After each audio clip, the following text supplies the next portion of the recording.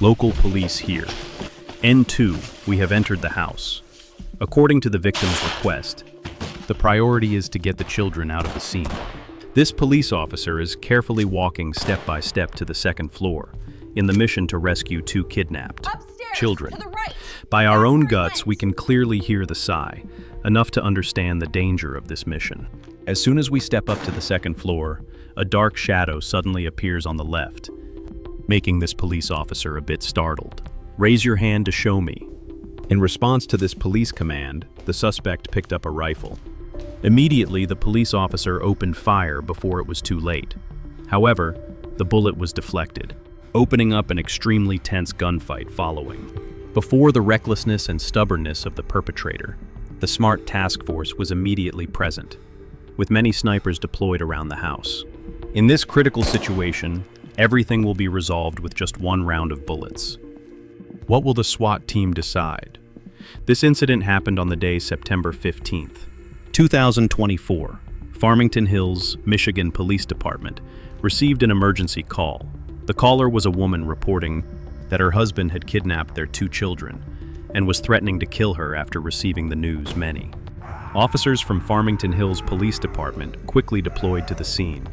NFAM's identity was quickly confirmed as D. John Evans, 32 years old, with a lengthy criminal record. So that includes illegal possession of a weapon-armed robbery assault on police and domestic violence. Where are they? Upstairs. The children are upstairs. Can you call them down? He has a gun. He has a gun. Yes, the police are in the area, NAM 2.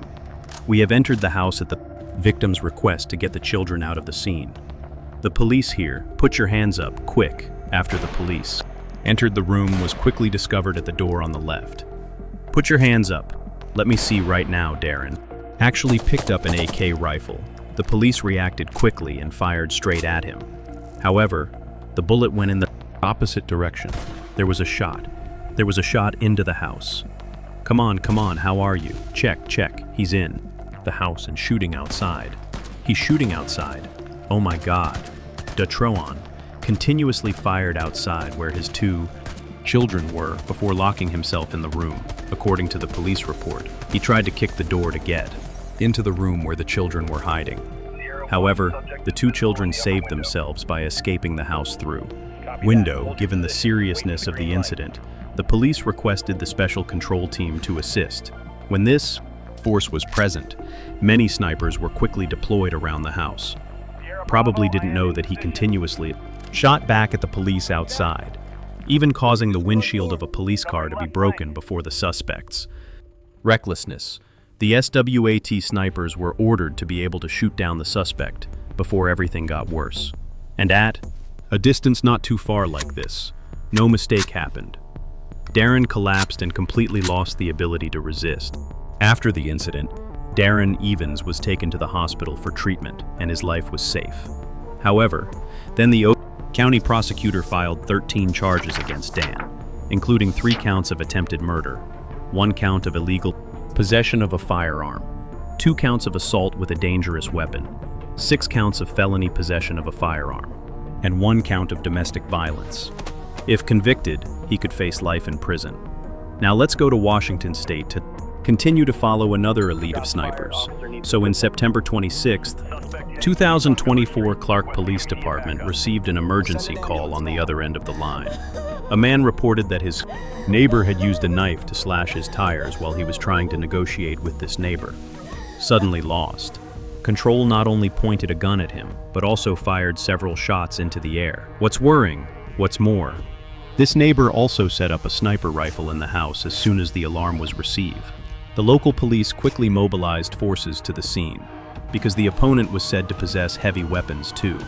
Ensure safety, the police decided to use a drone to monitor the house before approaching. We can see this man slowly walk out of the room. Then he put on noise-canceling headphones. This is clearly a preparation for shooting. And when he entered the house, we can clearly see a tripod used for a large caliber sniper rifle, which is the sniper rifle that the neighbor reported to the police.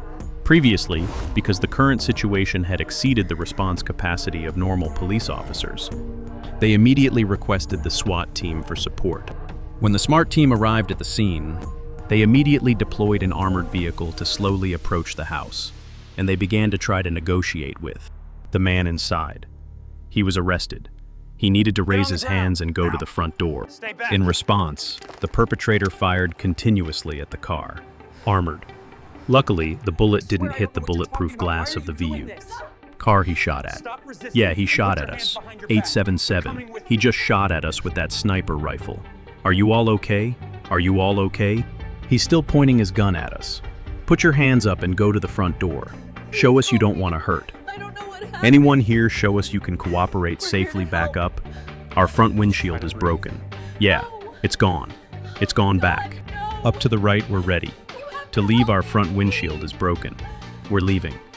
The suspect was using a .50 caliber weapon, and from the photos that were released by the police later, we can see that the second shot hit the windshield. The situation became more dangerous than ever. If the suspect shot at the driver again, even an armored vehicle can't guarantee the driver's safety. Oh my God, I'm okay, I'm okay. I'm okay, okay. I got it now. It's time to go back. They need our presence. Is everyone okay? Good job. Is everyone okay? After Cho's armored retreat spirit, sniper, SWAT Ali, found a sniper point. He and his partner were hiding in a dark corner and were ready to put an end to this man's dangerous game of violence. He was wearing a helmet, and it looked like he had a gas mask. We saw him at the back of the house. He was wearing a helmet that looked like a gas mask. So he fell. He fell to the ground in the third position at the sliding window there. The suspect fell to the ground in the third position. The bullet hit the suspect in the face and went through his neck. He immediately lost the ability to resist and fell to the ground, although the opponent was no longer reacting. But for absolute safety reasons, the police decided to send a drone to the scene to explore the situation and make sure nothing unexpected could happen. A Benjamin 19 was placed on the bed along with the NP-22 caliber sniper rifle. Along with that were a number of pistols and a pump. Action. Shotgun, an improved HM-50B sniper rifle, was placed on the chair. This gun was made based on the design, improvement of the BA-50, and was specifically designed for long-range combat. They were often used against light armored vehicles, rad systems, and mines under the table. There was also an M24 sniper rifle. Indeed, this man's residence was literally a miniature arsenal, with a wide variety of guns. In addition to that were tens of thousands of bullets, gas masks, helmets, flash bombs, and other dangerous equipment. The man who was shot down was later identified, as Michael Williams. Details of his identity were not released by the police.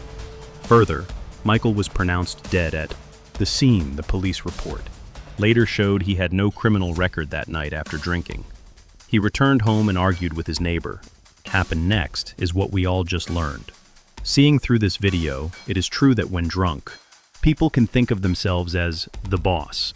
Maybe you do not know that SWAT is an abbreviation for the phrase special weapons, and is a special task force that is summoned when the situation becomes too dangerous and beyond the ability of normal police to handle.